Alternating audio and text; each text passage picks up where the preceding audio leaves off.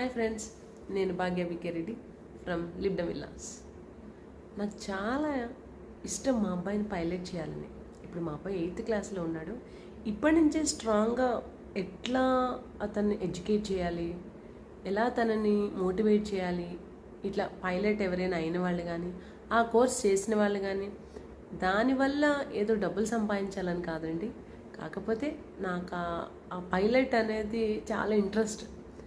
ఎందుకంటే నేను అవుదాం అనుకున్నాను కానీ అవ్వలేకపోయాను, అది వేరే విషయం.